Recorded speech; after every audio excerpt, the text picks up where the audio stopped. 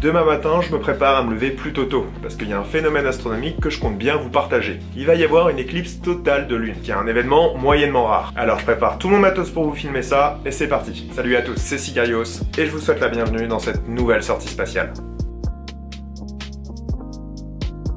Salut à tous, alors on est lundi matin, il est tôt, il est beaucoup trop tôt, il est 4h du matin, et il fait actuellement moins 2 degrés. Mais on a un ciel qui est parfaitement dégagé et on a la lune qui a déjà commencé son travail. Je vais vous montrer ça.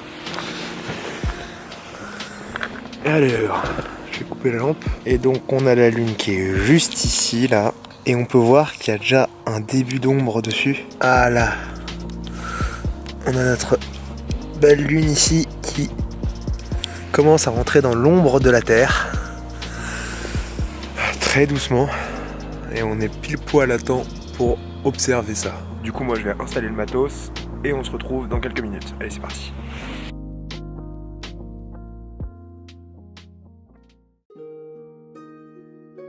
Alors voilà, le matériel est installé et donc je vais pouvoir vous expliquer 2-3 petits trucs sur les éclipses de lune. Alors déjà, il y a des grosses différences avec les éclipses de soleil. Là en fait c'est l'ombre de la Terre qui va être projetée sur la lune et donc qui va la faire partiellement disparaître. Mais contrairement à la lune, la Terre, en fait, elle a plusieurs ombres.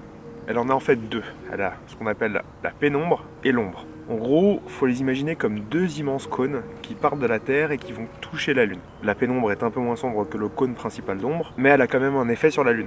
D'ailleurs, c'est celui qu'on a pu voir quand on est arrivé. Du coup, lors d'une éclipse de Lune, il y a plusieurs étapes. La première, c'est quand la Lune commence à toucher la pénombre de la Terre. Ensuite, l'étape suivante, c'est quand la Lune commence à toucher l'ombre de la Terre et est complètement dans la pénombre. Et la troisième étape, c'est lorsque la Lune rentre intégralement dans l'ombre de la Terre. On parle alors d'éclipse totale. Du coup, comme les éclipses de soleil, il y a plusieurs éclipses de Lune.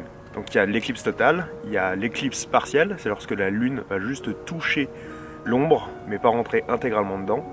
Et il y a aussi l'éclipse pénombrale, c'est lorsque la Lune ne va rentrer que dans la pénombre de la Terre. Alors le travail a bien commencé là déjà, on voit vraiment l'ombre qui commence à toucher la Lune, et là justement on passe dans la zone ombrale, c'est-à-dire que la Lune est dans la pénombre, et elle commence à toucher l'ombre de la Terre. C'est vraiment archi stylé. Là il est à peu près 5h30 du matin, et on est à la phase maximum de la Lune. C'est-à-dire que la Lune est rentrée intégralement dans l'ombre de la Terre et elle va rester comme ça pendant un petit moment. Et c'est vraiment très impressionnant à voir. Là, elle a une couleur rouge cuivrée. C'est ma première éclipse de Lune et je suis vraiment ultra impressionné et bluffé par ce que je vois. C'est assez bizarre, on perd un peu ses repères parce que on a une espèce de lampadaire dans le ciel qui nous éclaire constamment. Et là, en fait, il disparaît quasi complètement. On voit juste son côté droit là, qui est encore un peu dans la lumière, mais sinon tout le reste du corps est complètement dans l'ombre. Et ça fait vraiment bizarre. Ok, ouais, comparé à tout à l'heure, putain, on voit la différence. Ça, c'est le bout de la Lune encore visible, l'espèce de point blanc que vous voyez. On verra mieux sur les photos du coup. Si j'augmente les ISO, attention, ça va être crado. Ah ouais, la vache. Ah putain. Et ça, du coup, c'est l'ombre de la Terre.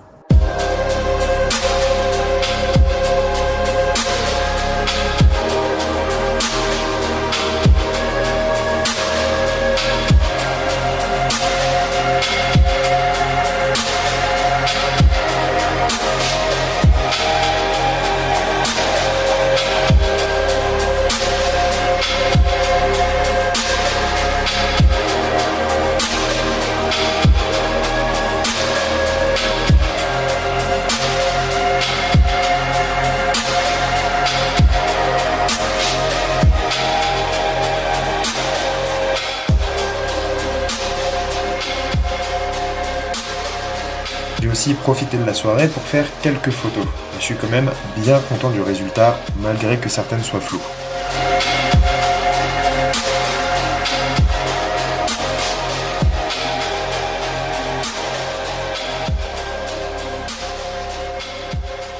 Mais par contre, je me pose une question.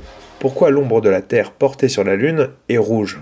En fait, l'ombre de la Terre ne fonctionne pas exactement comme l'ombre de la Lune sur la Terre. Nous, on a une atmosphère en plus, ce qui fait qu'elle va jouer le rôle de lentille. Les rayons de soleil vont rentrer dans l'atmosphère et vont être concentrés vers la Lune. Et on l'a vu dans un précédent épisode, en fait l'atmosphère va avoir un effet de filtre sur la lumière, et donc du coup il ne va rester plus que le rouge en sortie. Alors une éclipse de Lune, c'est beaucoup moins rare qu'une éclipse de Soleil. On en compte à peu près 2 visibles par an, et c'est assez compréhensible. Lorsqu'il y a une éclipse de Lune, tous les endroits sur Terre où on peut voir la Lune, on voit l'éclipse. Alors que quand la Lune passe devant le Soleil, on ne peut voir l'éclipse que sur la bande de passage. En gros, c'est la bande sur laquelle l'ombre de la Lune va se déplacer sur la Terre. Voilà pourquoi c'est beaucoup plus fréquent. Attends, je me caille moi. Petit café. Voilà, cet épisode est à présent fini et j'espère qu'il vous aura plu. Encore une fois, ça a été un immense plaisir de vous tourner ça. Je tenais aussi à vous remercier parce que vous êtes de plus en plus nombreux sur la chaîne. On vient de dépasser les 500 abonnés et ça s'accélère. Alors merci du fond du cœur. N'hésitez pas à partager, à vous abonner et à liker. Et bien sûr, si vous voulez, vous pouvez poster un commentaire. C'était Sigarios et je vous dis à plus. Putain, j'ai mal au genou.